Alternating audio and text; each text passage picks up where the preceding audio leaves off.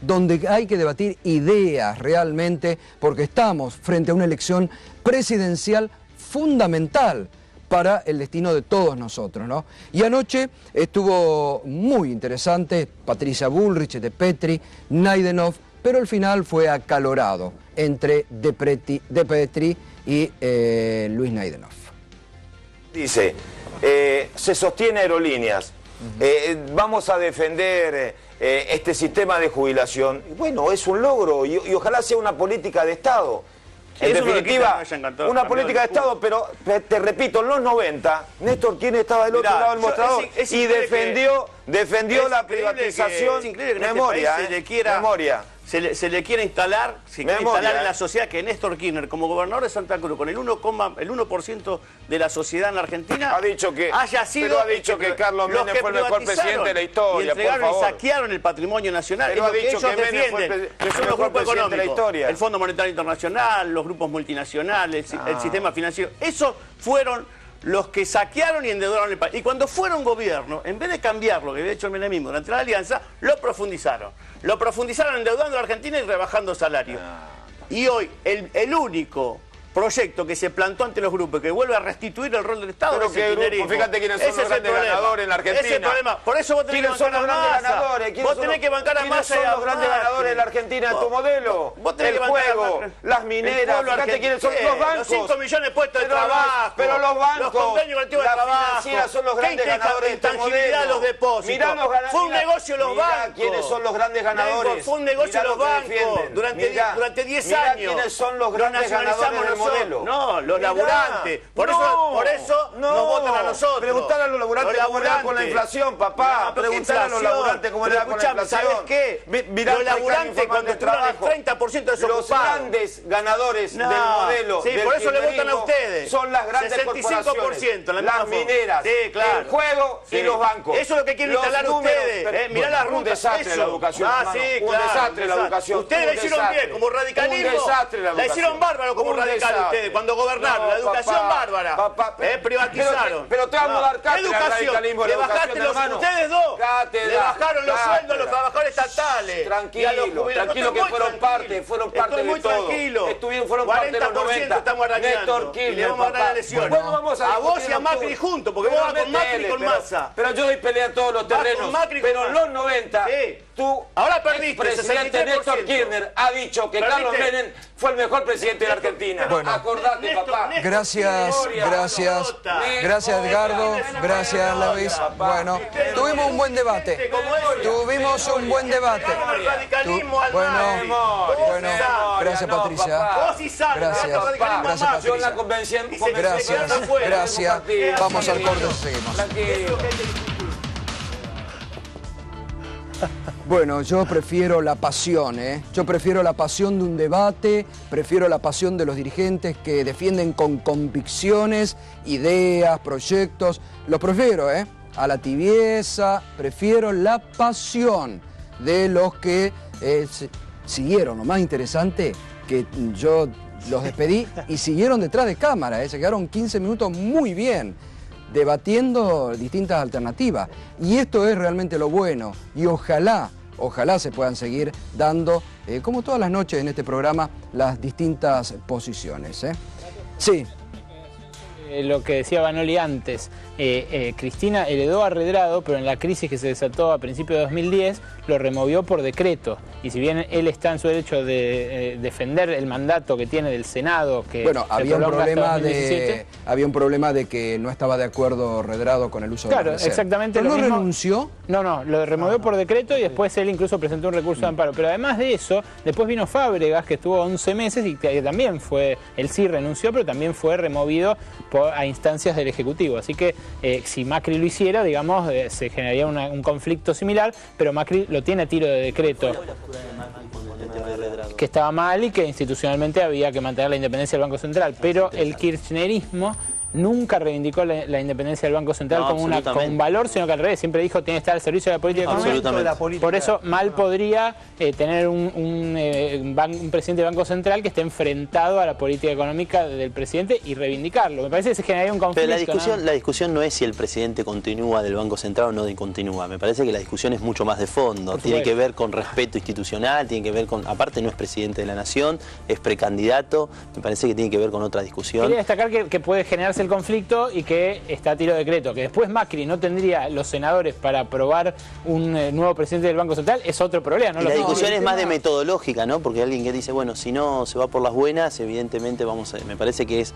Sobre todo cuando siempre fueron aquellos que respetaban las instituciones, republicanos, bueno, evidentemente se están sacando la careta o evidentemente están mostrando lo que son, ¿no? Tiempos de contradicciones de claramente. No sé. Bueno, Diego Bocio, buenas noches. Buenas noches, Gustavo. Usted se refirió también el otro día y ratificó las denuncias que hacía Daniel Scioli sobre campaña sucia, ¿no? A ver, Durán Barba claramente no es que lo digo yo, lo expresa él, lo dice él y lo dicen los funcionarios de Scioli. Les dice qué decir, qué no decir, qué opinar, qué no opinar. Lo dijo Sturzenegger, fue de público conocimiento. Creo que hay otros funcionarios que actúan de la misma manera. Y creo que hay un libro, recién me crucé con Daniel Filmus y mostraban un libro de Durán Barba donde decía campaña sucia y los métodos de la campaña sucia. Yo quiero diferenciar dos cosas. Primero, comparto con vos, prefiero la discusión política, no discusión política. Segundo, me parece que la discusión debe ser en términos políticos y de ideas y no de personas. Acá estamos diferenciando, no hay cuestiones personales, hay discusiones políticas. De proyectos de ideas. Que es muy importante debatir los proyectos. Absolutamente, y si se hace con vehemencia, bueno, es una característica de cada uno. Por supuesto. Tercer punto que no es menor es cuando la política se reduce al consultorismo o a la consultora o aquel que te tiene que decir qué decir y qué no decir. A mí me preocupa más eso que la actuación de Durán Barba. Durán Barba es un especialista en campañas sucias, lo dice él.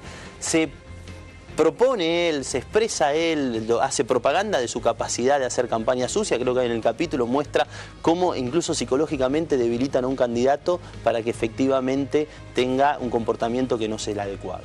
A mí eso, digamos, es una práctica, para mí no es buena, es una práctica que la política debería repudiar. La política, no estoy hablando de un espacio político, el conjunto de la dirigencia política. Lo que sí está claro y a mí me preocupa es cuando los dirigentes políticos en definitiva dicen y hacen lo que dice un consultor y no sus convicciones. Me parece que nosotros nos hemos liberado de muchas cuestiones, nos hemos liberado del FMI. Me acuerdo cuando venía un asesor del FMI a decirnos qué leyes votar y qué leyes no votar. Ahora resulta que hay un espacio político que está a la merced de alguien que les dice qué decir y qué no decir. Y no es que lo estoy diciendo yo, es lo que vi en la televisión, es lo que vimos en los medios, es lo que vimos a referentes diputados, creo que Sturzenegger era presidente del Banco Ciudad y creo que es diputado, decir, nos dicen que digamos esto y que no digamos esto. Yo la verdad prefiero convicción, prefiero ideas, prefiero compromiso con la historia, puedo estar equivocado, pueden no gustar mis ideas, pueden no gustar mi proyecto político, pero en definitiva, o nuestro proyecto político, pero en definitiva tenemos bien claro lo que somos, la historia que tenemos, nuestros aciertos, nuestros errores y las cosas que cambian. Entonces a mí me preocupa es cuando la política queda sujeta a estos consultores que evidentemente no sé si además responden a la tradición de la Argentina, ¿no? O a las ideas de los propios argentinos. Se ha establecido mucho en la polémica en estos últimos días, después va a venir Silvina Batakis, que es la ministra de Economía de Daniel Scioli, quien expresa hoy el pensamiento económico del candidato del Frente para la Victoria, y lo vamos a hablar también con ella, pero te lo consulto a vos porque ocupás un rol importante dentro del gobierno, que es titular del ANSES, donde hay muchos fondos de los jubilados. Y a raíz de las expresiones de Mauricio Macri la semana pasada en cuanto a que iba a dejar liberado a la suerte del mercado, no solamente el precio del dólar, sino los movimientos financieros, digamos. ¿Cómo puede repercutir eso, supongamos, en el quehacer de los jubilados? En esta discusión somos absolutamente contrarios y opuestos. Nosotros creemos que el Banco Central es una herramienta clave para la política económica. Y una de las herramientas que tienen los bancos centrales para actuar en política económica es administrar o no administrar el tipo de cambio. Nosotros creemos que el tipo de cambio debe ser administrado, que el tipo de cambio debe tener una consonancia con el resto de la economía. Podemos discutir, a ver si me preguntás a mí, yo no quisiera tener doble tipo de cambio, evidentemente es un tema que hay que resolver, pero no es la solución liberarlo y efectivamente generar condiciones que tienen que ver con el ajuste, que tienen que ver con la devaluación, que tienen que ver con castigar fundamentalmente a los asalariados, a los salarios que todos los meses, o a los propios jubilados que todos los meses tienen un ingreso fijo. Me da la sensación, nuestra opinión, y lo que hablamos permanentemente, y lo que hablamos del equipo económico, y también lo que hablamos permanentemente con el gobernador, porque son temas de conversación, que una devaluación es pan para hoy, hambre para mañana. Me parece que las cosas tienen que ser. Aparte, si solo se habla del tipo de cambio, y sería muy fácil ser presidente, bueno, resolvemos el tema del tipo de cambio y resolvemos la gran mayoría de los problemas de los argentinos. Acá hay cuestiones que tienen que ver con sistemas, hay cuestiones que tienen que ver con la competitividad, hay cuestiones que tienen que ver con las asimetrías regionales, con las economías regionales, hay cuestiones que tienen que ver con la necesidad de dólares para la industria, y en eso no puede ser solo el tipo de cambio. Las economías regionales, recién vos estabas aquí presente, cuando Mauricio Macri al llegar a Tucumán tuvo que ir sorteando reclamos de las economías regionales que están pasando en algunos puntos por dificultades, y la respuesta de él fue: aguanten hasta diciembre. Yo creo que como nosotros... diciendo, en diciembre yo llego a la presencia, van a estar solucionados los problemas de ustedes. Hay situaciones que tienen que ver con cuestiones particulares de cada una de las regiones, hay situaciones que tienen que ver con el contexto internacional, hay situaciones que evidentemente hay que atender. Hoy, de hecho, el ministro de Economía hizo un anuncio con respecto a la situación de los tambos y extendió una serie de subsidios, con lo cual este ha sido un gobierno que evidentemente ha escuchado y ha permanentemente dado soluciones. Las economías regionales, hay algunas que necesitan una atención especial y claramente es un tema de ocupación. Yo formo parte del peronismo, hablo permanentemente con mis compañeros los gobernadores, hay algunos que dicen: che, hay un problema estructural, por más de lo produzco a buen precio, no lo puedo vender porque no me demandan lo que produzco, lo que evidentemente, y también hay que dar una discusión de fondo en muchos sentidos, no es solamente darle precio a muchos de los productos que se coproducen en la economía regional. Hay economías regionales que evidentemente hay que cambiar la estructura de producción, porque hace años que hacen lo mismo y efectivamente, y eso requiere de gobiernos locales que efectivamente estén consustanciados con esta idea y un tratamiento evidentemente más profundo. Pero no se va a resolver liberando el tipo de cambio, no se va a resolver con políticas de ajuste, o no se va a resolver con una cuestión espérenme, porque no sé, además, ¿qué significa espérenme? ¿Qué va a hacer? ¿Cómo lo va a resolver? Bueno, él dijo, y anoche lo expresaba también Patricia Bullrich, que va a generar mucha confianza, va a generar la llegada de dólares al país y que van a comenzar a fluir inversiones. ¿Y los dólares vienen solamente porque él asume la presidencia?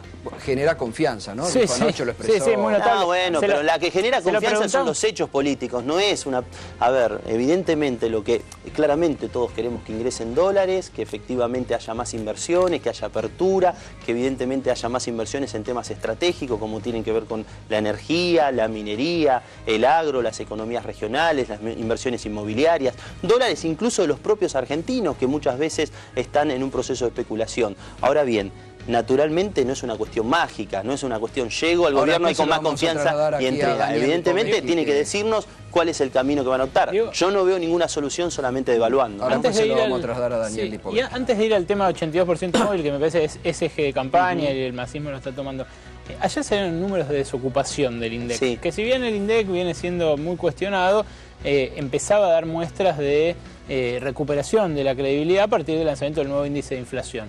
Esta desocupación que sale ayer, cuando las propias cifras del Ministerio de Trabajo, las que manejan ustedes en el ANSES, muestran que no hay creación de empleo privado en los últimos 2 años, que haya bajado de 7,5 a 6,6 el desempleo en un año, y que haya lugares como Resistencia donde hay desempleo 0, o Misiones donde hay 1, o sea, menos que en economías ricas. ¿Cómo se explica? No, bueno, hay lugares en la Argentina en donde efectivamente hay pleno empleo. Yo te cuento una anécdota. Nosotros estamos haciendo un proyecto urbanístico en Mendoza. Durante mucho tiempo, varios proyectos, en la ciudad de Mendoza, en Maipú, en San Rafael, pero sobre todo en el norte de Mendoza, en San Martín de Mendoza. En muchos proyectos urbanísticos en donde necesitamos mucha mano de obra, nosotros no teníamos posibilidad de ampliar la mano de obra. Lo mismo nos pasó en Chaco. En Chaco estamos haciendo 2 torres muy grandes y efectivamente hay un crecimiento de la construcción que genera mucha mano de obra y un crecimiento de actividades industriales que naturalmente generan mayor mano de obra. Yo creo que la discusión del trabajo en la Argentina es mucho más profunda.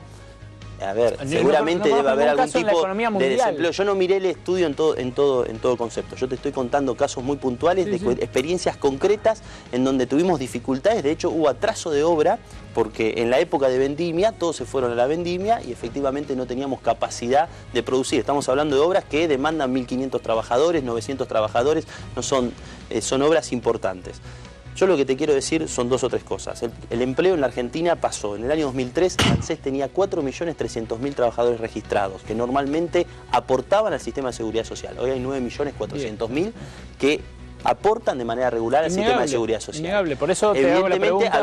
Ahora bien, tenemos que seguir mejorando en materia de generación de empleo. Si vos me preguntás a mí, como director de la Seguridad Social, ¿cuál es el talón de Aquiles en materia de seguridad social? Es el empleo negro y efectivamente resolver una situación de informalidad laboral, que va a requerir modificaciones normativas, nuevas pautas culturales, mayor control y efectivamente dotar de mayores recursos a la seguridad social para hacer sustentable un equilibrio que evidentemente tenemos que lograr. Diego, Sergio Massa ha puesto en el centro de la campaña, en uno de los pilares de su campaña, que se puede dar el 82% móvil. Es más, lo dijo acá hace una semana, si es electo presidente, dijo a partir del 1 de enero, todo jubilado cobra el 82% porque los recursos están.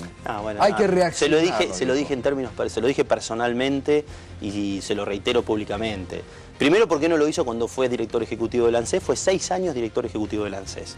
Fue uno de los directores que más tiempo perduró el ANSES. Ahí también hay que decir lo que Macri salió a decir, que era una actitud irresponsable y demagógica. A ver, la sensación que tengo es la siguiente. Él está ejerciendo el teorema de Baglini a pleno. Baglini, el senador radical, ejercicio del teorema de Baglini a pleno. Como no llego a la presidencia, prometo cualquier cosa que no puedo cumplir. Si nosotros pudiéramos, hubiésemos pagado mucho más a los jubilados que lo que hemos pagado, que ha sido una ley de movilidad jubilatoria que ha funcionado muy bien, que ha permitido que haya una política de Estado en la Argentina en materia de seguridad social, un sistema de seguridad social público, un sistema de seguridad social que tiene 2 veces al año movilidad jubilatoria, un sistema de seguridad social que ha dado universalidad de las jubilaciones. Hoy todos los argentinos en edad de jubilarse están jubilados. En el 80% de los hogares donde hay jubilados, hay 2 jubilados, el señor y la señora, o la pensionada que además cobra la jubilación, y eso ha significado que la seguridad social haya pasado de 5% al 10% del PBI. Eso hay algunos sectores que no están de acuerdo. Incluso el otro día se dio aquí el debate y fue uno de los que se daba eso, que ustedes habían dado jubilaciones a cualquiera y que no eran justas. Eso me parece una falta de respeto a señoras y señores que trabajaron toda la vida, que aportan porque regularizan la situación. Pero hay algunos sectores en promedio tienen 8. Miran eso con lupa. A ver, acá hubo bueno, eso me estoy suprimirlas directamente. Claro, que lo decía era Bogiano. Melconian dijo que generaban 5 puntos de déficit del PBI.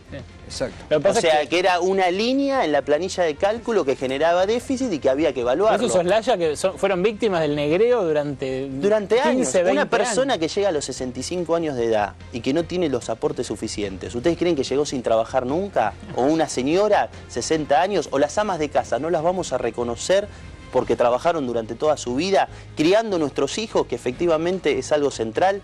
Yo creo que me siento orgulloso que el Estado Nacional, y estoy hablando del Estado Nacional, no solo el gobierno, porque fue aprobada por el Congreso de la Nación, no la votó Sergio Massa esta ley, me siento orgulloso de que tengamos jubilaciones universales en la Argentina. Me parece que es un acto de reconocimiento, me parece que es un acto de, efectivamente, de que todos los argentinos entendemos que pasamos momentos muy críticos en donde no había trabajo, donde había informalidad, donde mucha gente trabajaba y no les hacían los aportes, y hoy a los 60 años. La discusión del valor de la jubilación, yo quisiera que los jubilados ganen muchísimo más, claramente. Ahora bien, no hay soluciones mágicas. No hay soluciones mágicas. Nunca se puede resolver una situación con un ahorro. En algún momento puede. Hoy el salario mínimo del jubilado es 77% del salario mínimo vital y móvil, con lo cual evidentemente hay una relación que ha crecido y que ha crecido mucho. La ley de movilidad jubilatoria ha dado mejores resultados que cualquier índice, incluso algunos índices muy impreciso, poco riguroso, como es el de Congreso. Y naturalmente nosotros entendemos de que la única manera de solucionar de fondo las cuestiones de la seguridad social es que haya más trabajo en la Argentina, más actividad económica y fundamentalmente trabajo en blanco. No hay soluciones mágicas. No se pueden proponer cuestiones que no son sustentables en el tiempo. Aparte hay un tema central. El Fondo de Garantía de Sustentabilidad, que asciende a 550.000 millones de pesos, se multiplicó por 5 durante todos estos años, tiene activos, tiene activos financieros, tiene bonos, tiene acciones. liquidar esos activos, generar un efecto puerta 12. Massa dijo acá que eso había que rediseñarlo, ¿no? Que había que vender parte de eso por año y así pagar, pero es cierto que es descapitalizarse, es efectivamente no entender el proceso poblacional que está viviendo la Argentina, es efectivamente generar un efecto puerta 12. ¿Sabes cuánto tiempo tardaríamos en condiciones de mercado sin generar una caída del valor de las acciones, en vender las acciones de Telecom, de cual tenemos el 25% de las acciones? 7 años en ruedas por lo que se negocia día a día. Ahora bien, nosotros no vendimos una sola acción y no vamos a vender una sola acción. Es un tema absolutamente complejo, es un tema que efectivamente requiere un análisis mucho más profundo. Y aparte, ¿por qué venderías acciones a un valor que podrían... Para mí las empresas argentinas pueden valer mucho más de lo que valen. Evidentemente, quizás, posiblemente, estén buscando otro tipo de decisiones. Yo he escuchado a economistas del PRO decir que por qué el ANSES tiene acciones, que habría que venderlas. Para mí son un muy buen activo. Y para mí hay que exigirles que las empresas funcionen mejor, que tengan mayor transparencia, que tengan mayor utilidades, que distribuyan esas utilidades y que permitan que el valor de esos activos crezca. Diego, hay gente que nos pregunta por el plan Procrear. Sí. Yo no tengo en la cabeza los montos actualizados de los créditos, que hasta cuánto se dan los créditos, pero al parecer hay ya como 10.000 firmas en una página de Facebook que reclama aumentar los créditos del Procrear. Nosotros nos hemos puesto como objetivo que todas las familias que salieron sorteadas le podamos dar el crédito, que cumplamos con los plazos. Estamos sorteando todos los meses desarrollos urbanísticos. Dispusimos de tierra pública que estaba sin utilizar en la ciudad de Buenos Aires y en todos los puntos, en 80 puntos en el país. Estamos construyendo en estos desarrollos urbanísticos que yo antes contaba. Y la verdad que estamos haciendo los sorteos para que las familias puedan acceder a un crédito hipotecario. Creo que es una tarea que hay que profundizar. El gobernador Scioli, para mí el próximo presidente de la Argentina, nos contó que él quiere duplicar los esfuerzos y quieren que las familias argentinas se construyan su casa y no solo tengan trabajo digno, sino que tengan la oportunidad de pagarla 20, 30 años. ¿Me permitís? Daniel Lipovetsky, candidato a diputado nacional, legislador porteño del PRO. Recibieron algunas críticas, no sé si... ¿Querés hacer un comentario, intercambiar alguna opinión con el director del ANSES? Con la importancia de la universalización de las jubilaciones, que es una ley, más allá de esto es una ley que va a permanecer, por supuesto, pues es una legislación que ha votado el Congreso. Creo que nos preocupan muchas cosas que pasan con los jubilados hoy en la Argentina. Primero, el problema de los millones, de los miles o cientos de miles de reajustes jubilatorios que todos los días se inician y se tramitan en los tribunales de la Argentina, porque el ANSES liquida mal los saberes y obliga a los jubilados a acudir a los tribunales y a litigar durante decenas de años o años o más de 10 años para poder cobrar el haber que le corresponde. ¿Por qué decís que el ANSES liquida mal los saberes? Y porque obviamente cuando uno inicia el trámite jubilatorio, si el ANSES no lo liquida conforme a lo que establece la ley, obliga a que... ¿Y vos sabés cuántos juicios inician los nuevos jubilados? Sí, 100, miles por día. Hay colas en la Valle, vas a la Valle, a la Valle de Talcahuano, hay colas todos los días justamente para... A ver, la política que vendió es innegable, la política que efectivamente rompió la seguridad social generó un nivel de juicio notable. Liquidar los saberes, y la mayoría de los juicios tienen que ver con los 90, tienen que ver con haber descapitalizado el Estado. Yo te voy a dar un dato.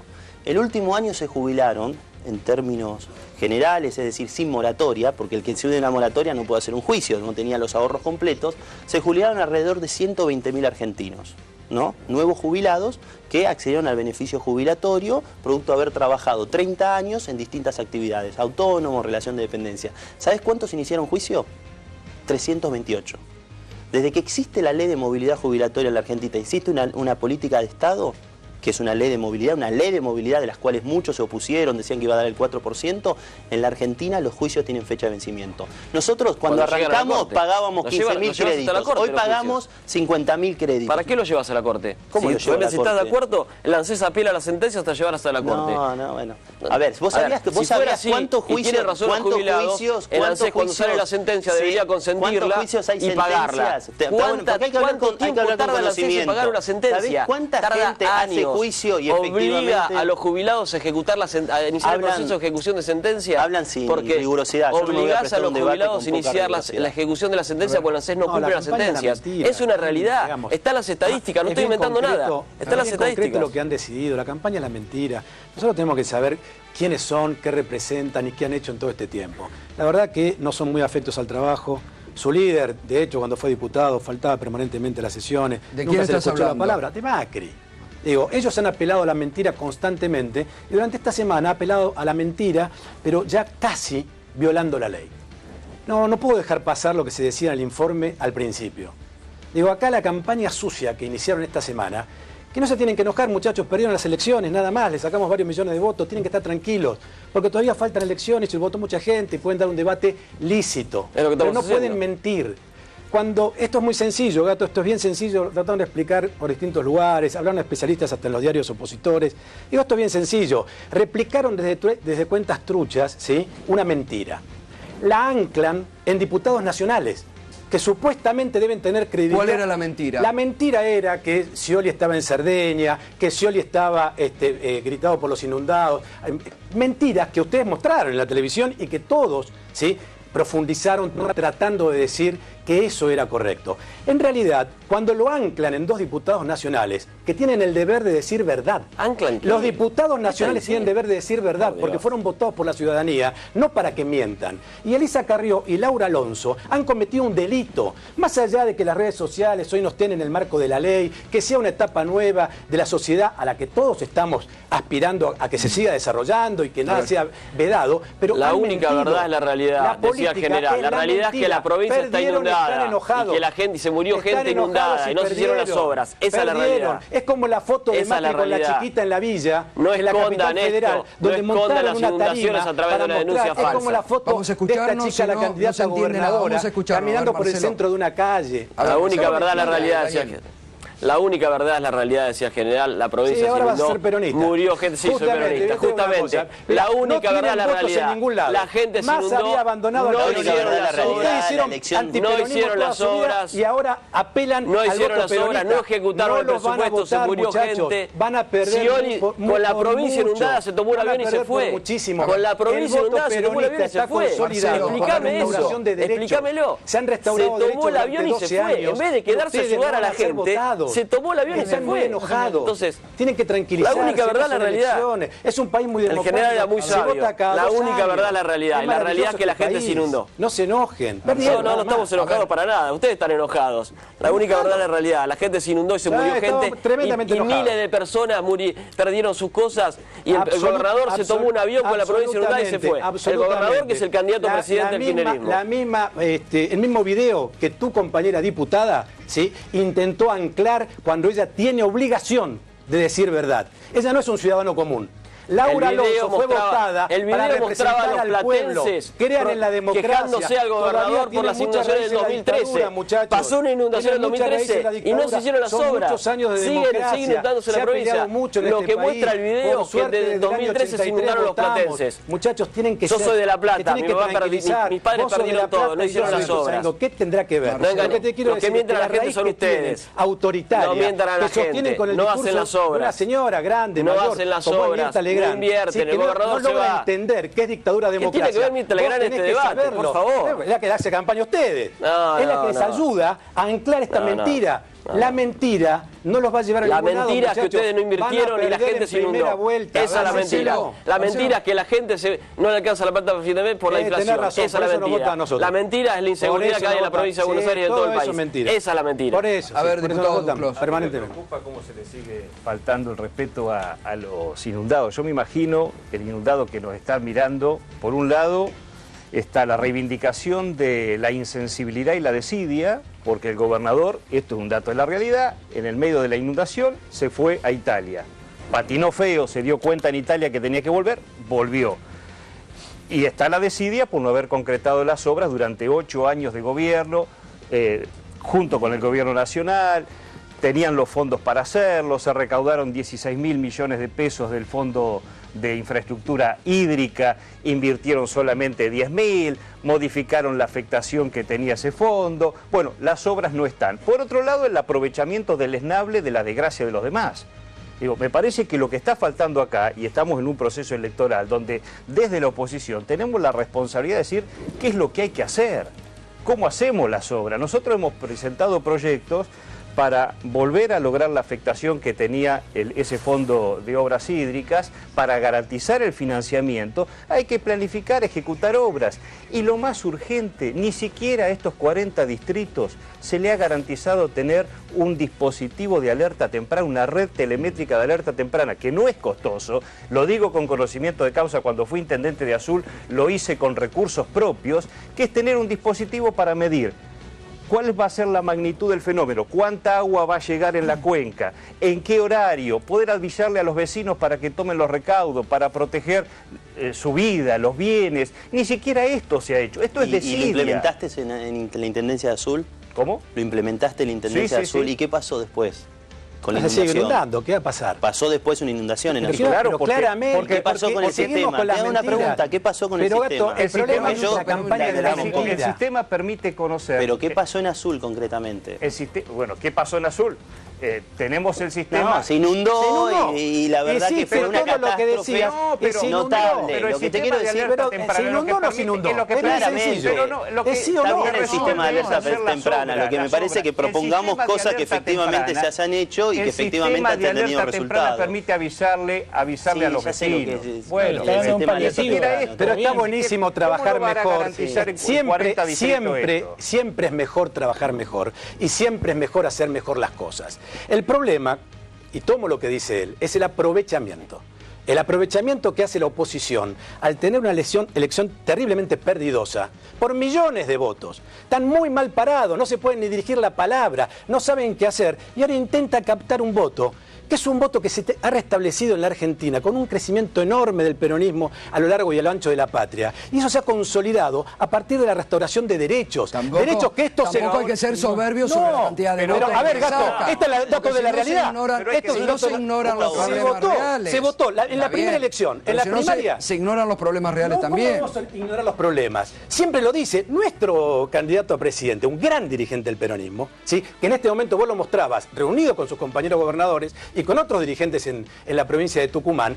El compañero en ningún momento dice, no, ya están solucionados los problemas. El 9 de julio, Diego estaba presente. ¿Qué dijo la compañera presidenta? Dijo claramente, de ninguna manera yo me voy, ¿sí?, con el deber cumplido. No. El deber cumplido es permanente. Nosotros no nos retiramos del gobierno porque se acabó un mandato y nos creemos que hicimos todo bien. De ningún modo. Ahora, la política de la mentira hay que denunciarla. Ustedes como comunicadores, nosotros como militantes de la política, porque la mentira es mentira, acá y en cualquier lugar. Y las cosas no tienen cualquier valor. Pero la mentira es que andá a recorrer la provincia de Buenos Aires. Recorrer la provincia de Buenos Aires. Las obras están destrozadas, las rutas están destrozadas. Vos no tenés problema por la autopista de La Plata acá, no tienen inversión. ¿No? Hay problemas en la educación pública. Los hospitales, los bonaerenses se vienen a atender a la ciudad de Buenos Aires. Sí, entonces, permanentemente. Hay cola de bonaerenses en los hospitales de la ciudad de Buenos Aires que están tan provistos. No, permanentemente. Y aplauden. Aplauden a las autoridades de Macri por todo lo que le dan. Pero por favor, 20 unidades de pronta atención hemos habilitado en la provincia de Buenos Aires. Tratá de fijarte cómo se trabaja. ¿De qué puede hablar Scioli? Scioli dice, no hicimos nada. No, la provincia es un desastre. Puede hablar Macri. Es un desastre. El estado de la provincia es lamentable. Es una fuerza, el kirchnerismo es una fuerza conservadora. La provincia está conservada igual que hace 12 años. Y vos nos vas a ayudar a los peronistas. Es la continuidad del menemismo. Yo lo escuchaba a Scioli hablando, defendiendo la reelección de Menem. Pero tratá de hablar un poquito de lo que hizo Laura Alonso, tu compañera. Es una fuerza conservadora. Tratá de contar la provincia está conservada igual que hace 12 años. O sea, un desastre. Contá un poquito cómo le fue a Sanz en Mendoza contra el Frente de Izquierda. Nosotros hemos transformado la ciudad de Buenos Aires. Lo que realmente vos llegás a la ciudad y la ves cambiada. O sea, yo te digo una cosa, la verdad es que están en un problema gravísimo. Ganamos en 20 distritos sobre 24. Tenemos una elección maravillosa por delante. Muchachos, tranquilícense, no se enojen y traten de trabajar para sacar algún voto más, porque eso le sirve a la democracia. Recién él decía, seamos propositivos, sean propositivos, traten de hacer Duclos, ¿cuánto le costó en la ciudad de Buenos Aires para evitar las inundaciones? Maravilloso. Deberían haber hecho lo mismo. Perdón, igual que los hospitales. Mejor que la provincia. Bueno. ¿Cuánto les costó la alerta temprana en Azul que 4 permitía? estaciones, después se incorporaron más. Las primeras 4 fue en el año 2008, $45.000. Después hay un gasto de mantenimiento, sí, pero $45.000. Eso es ponerse de acuerdo cada municipio con la provincia y poder, por lo menos, hasta que se hacen las obras. Está claro que no evita la inundación, pero por lo quiere menos... decir que porque tenga una alerta no se va a inundar. Hay que hacer las obras. Azul, hay que hacer las obras. A la ciudad de Azul. Hay que hacer las obras. La conozco, la ciudad de Azul, somos más o menos vecinos. Efectivamente, después hubo una inundación, fue muy grave la inundación en la ciudad de Azul, y evidentemente la cantidad de agua que vino en su momento no la pudo prever ni una alerta temprana, ninguna situación, lamentablemente, ni obras, ¿sabés lo que pasó? Te voy a dar más precisión. Te voy a dar más precisión. Hay dos bases de datos. La verdad que no quiero entrar en una discusión, me parece que el tema de alertas es interesante. Sí, lo que le digo es lo siguiente, nosotros estamos pensando en el futuro. Nosotros estamos pensando que creemos lo que hemos hecho es muy bueno, no somos para nada una expresión conservadora, nosotros hemos cambiado el sistema de seguridad social en un sistema privado que generaba grandes negocios para pocos, a un sistema público que universaliza las jubilaciones, que permite darle certeza, con muchas cosas para resolver. A mí me encantaría no tener ningún juicio. Ahora bien, los 90 nos dejaron un tendal de juicios enorme. Y nosotros, ¿qué estamos haciendo? Pagando y haciéndonos cargo de lo que tenemos que hacer cargo, con un sistema absolutamente transparente, porque no elegimos una sentencia a dedo, lo hacemos por un orden de prelación. Creo que tenemos que pensar en el futuro de la Argentina. Tenemos ¿Cómo? ¿Sabés quién generó? Vos trabajás con Sergio Massa, ¿no? ¿Sabés quién generó el 25%? Con Margarita Stolbizer. Bueno, ¿sabés quién generó el 25% de los juicios en la Argentina? Sergio Massa, el mismo que propone pagar los juicios. Son personas mayores que no pueden esperar, no tendrían que haber terminado de pagar los juicios. Tenemos un sistema para pagar de manera privilegiada a las personas mayores. Ahora bien, yo te sé absolutamente, nos dejaron un tendal enorme y finalmente nos estamos haciendo cargo de todos, de un montón de cuestiones. Nos estamos haciendo que faltan cosas, claramente faltan cosas. Yo quisiera que los argentinos todos los días podamos vivir un poco mejor, tengamos mejor ingreso, más trabajo, que aquel que tiene trabajo informal tenga un trabajo digno, y eso no se soluciona con políticas de ajuste. No se soluciona con políticas que tienen que ver con vender las AFJPs, no se soluciona liberando el tipo de cambio, se solucionan con un Estado eficaz, que tenga vocación de resolver los temas, que facilite las cuestiones a los argentinos, se soluciona con un Estado que tenga una visión a favor de la industria, a favor del trabajo digno, se soluciona con un Estado que tenga la capacidad de darle soberanía energética a la Argentina, se soluciona con un Estado en donde todos empujemos hacia el mismo lado, no con discusiones que muchas veces son poco rigurosas, que no conocen los datos con profundidad y que simplemente se creen que por discutir las cuestiones en un estudio televisivo se van a resolver los temas de la Argentina. Es mucho más profunda la necesidad que tiene la Argentina y en eso hay que involucrar no solo a la dirigencia política, sino al conjunto de los argentinos. Y no con aquellos candidatos que se dieron cuenta que la justicia social, ¿sí?, es importante, que descubrieron mágicamente al final de una elección, ¿sí?, que las cosas que nosotros venimos haciendo hace 12 años y que ellos no apoyaron ninguna, son importantes. Mágicamente,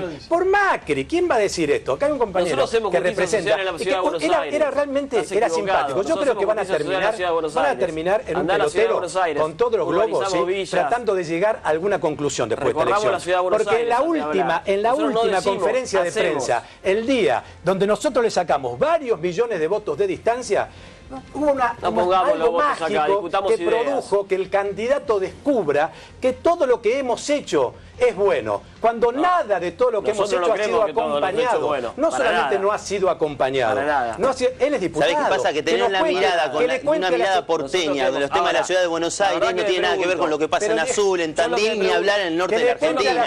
Tener una mirada simplemente de la ciudad de Buenos Aires, que es el PBI más alto de la Argentina, tener una mirada sesgada desde la ciudad de Buenos Aires es no conocer la Argentina profunda, es no conocer el interior de la Argentina, no tener sensibilidad.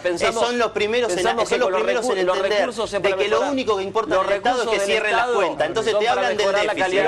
Yo quiero que eso son políticas serias. Que le expliquen a la Cámara. Marcelo, un minuto, por favor, si no, no le damos... Por favor. No, tiene razón. Lipovetsky. No, primero con respecto al tema de la herencia de la década del 90, la verdad que los jubilados que todavía hoy en la CE no les resolvió el tema, jubilados que se jubilaron en los 90 y todavía están tramitando, estamos hablando de 15 años atrás, la verdad que lo más probable es que esos pobres abuelos hoy estén llegando al final de su vida sin haber percibido lo que deberían haber hecho. Me parece que, hablando del rol del Estado, creo que tendría que haber habido una decisión política. ¿Sabés cuántos juicios son?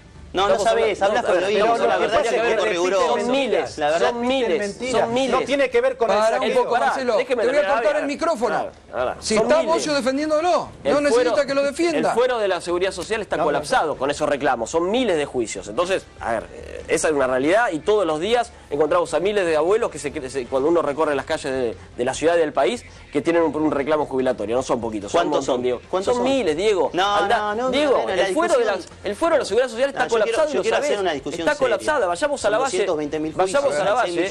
Andá a los tribunales. Son miles, Diego. Es el 4,4% de los jubilados. No los podemos pagar de un día para el otro. No, pero deberías. ¿Cuánto pagaste este año? Lógica. Este año pagué 50.000, el año pasado pagué 45.000 y veníamos de pagar 15.000. Son muy pocos. Entonces nosotros damos una respuesta política y terminarlo. No lo hicieron. Ahora bien, a la hora de priorizar, bueno, vos querés pagar las jubilaciones a los jubilados que ganan más. Nosotros queremos jubilar a 2.500.000 jubilados. Y para nosotros eso fue una prioridad política. Nosotros elegimos. ¿Y sabés qué elegimos? Elegimos jubilar a 3 millones de argentinos que habían trabajado toda su vida. Pero además tenés que cumplir nosotros elegimos y lo elegimos con criterio. Y cumplimos la sentencia y la cumplimos en tiempo y forma. Hay gente que está esperando hace 10 años que le paguen una sentencia. Entonces no está parecería que la discusión es inclusión, sí, inclusión no. Yo creo, nosotros estamos de acuerdo con la inclusión. El tema es cómo avanzamos. Seguro. No es el reproche cómo era hace 10 años, hace 15 o hace 20. ¿Cómo avanzamos? ¿Cómo podemos terminar de pagar por fin los juicios? Es gente mayor que no puede esperar. ¿Cómo podemos actualizar más allá de la ley? Digo, hay algo impostergable. La mínima, 3.800, ahora con el nuevo aumento a partir de septiembre, 4.000 y moneda. 4.300. Bueno, 4.300 contra una canasta de 7.600, de acuerdo a lo que dice la Defensoría de la tercera edad. Invito, diputado, a que vea con detalle la canasta esa. Eso es impostergable. Entonces, digo, ¿por qué no podemos avanzar una propuesta de actualizar la mínima, tener un aumento para actualizar la mínima, después tener como referencia, tener como referencia el 82% como proceso? Digo, ¿cómo buscamos que ese fondo de garantía de sustentabilidad podamos lograr el mayor rendimiento? Yo estoy de acuerdo que ese fondo no lo vamos a tener en el banco guardado, hay que invertirlo, ahora hay que invertirlo productivamente. ¿Y usted cree que no ha tenido buenos rendimientos? A mí lo que me preocupa... No, le pregunto. Sí, a mí me preocupa... pero ¿sabés lo que me preocupa? Cuando desde ese fondo se subsidia lo que se debería subsidiar con el presupuesto nacional. Por ejemplo, una tasa de interés en el Procrear. Yo estoy de acuerdo con el Procrear, es un buen programa, pero ¿por qué con el fondo de ANSES? Nosotros fuimos a hacer un desarrollo urbanístico muy interesante. Si no pudieron hacer ninguno. Y bueno, ¿y cómo votaron sus legisladores, sus concejales? No, porque tienen una gestión que es un desastre, una gestión municipal que no pudo... ¿Cómo votaron? Mayoría oficialista, gestión del mismo palo, no pudieron hacer un complejo. Digo, y muchas familias de Azul se hicieron viviendas con Procrear. El subsidio, claro, pero estamos de acuerdo con el programa. Y no ahora, subsidiamos el subsidio de la tasa de interés. No subsidiamos la tasa. ¿Cómo no va a estar subsidiada la tasa? La tasa versus la inflación. Invito a que se incorpore, que vea básicamente pero por favor, ¿cuánto es la tasa? ¿Cuál es la una persona informada y que vea cómo funciona el sistema de financiamiento de Procrear. ¿Cuál es la tasa? ¿Cuál es la tasa que están cobrando? Que nosotros cobramos, no a la familia que cobra el ANSES, es una tasa de retorno similar a un plazo fijo. ¿Cuánto es? Diferente la tasa de retorno promedio de un plazo fijo. Es distinta a la tasa que le prestamos a las familias. ¿Quién se hace cargo de la diferencia con la inflación? Básicamente la composición del fondo, donde tiene aportes del Tesoro Nacional, aportes, lea el presupuesto. El sistema de seguridad social se hace cargo. ¿Cómo no? No, porque la integración son 50% aportes del Tesoro Nacional y 50% aportes del ANSES.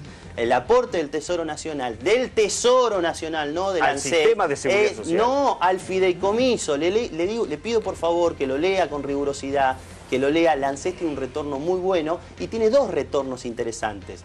El señor que era gasista en Azul tuvo trabajo porque una familia le generó trabajo, generó actividad económica, que es lo que efectivamente sustenta el desarrollo y la capacidad de pago del sistema de seguridad social. Si nosotros no invirtiéramos en Procrear, haríamos lo mismo que hacían antes el sistema. Invertían en acciones de empresas que nunca nos pagaron un peso en dividendos. Entonces nosotros hemos invertido en actividad económica, en que las familias puedan construir su casa, queremos profundizarlo, entendemos que es un gran programa, está bien pensado, vienen aportes del Tesoro, está diseñado con una tasa de interés para que la familia tenga una cuota que pueda pagar y que efectivamente pueda acceder. Y cientos de familias de Azul, cientos de familias de Olavarría, de Ayacucho, de toda la Argentina se han podido hacer su programa. Y hay una cuestión filosófica, nosotros queremos que las familias argentinas sean dueñas de su vivienda, no como otros que quieren que alquilen su vivienda. Y en eso lo compartimos con ustedes, con una expresión política mejorar la mínima, popular, poder avanzar en el 82% es el único que da créditos hipotecarios. Bueno, muchas gracias. Gracias, Diego Bocio. No, gracias por venir, gracias por prestarse al debate. Gracias, diputado Duclos. Gracias, Daniel Lipovetsky, como siempre. Gracias, Marcelo, por también participar esta noche del debate. Bueno, los debates de todas las noches aquí, interesantes, con propuestas, con alternativas. Esto es lo que hay que debatir en esta campaña presidencial. Nos vamos a la pausa. Enseguidita ya está aquí Silvina Batakis. Es el pensamiento económico de Daniel Scioli. Y hay muchos temas, hay muchas cuestiones económicas en esta coyuntura política muy importantes. Así que esta noche, enseguidita, Silvina Batakis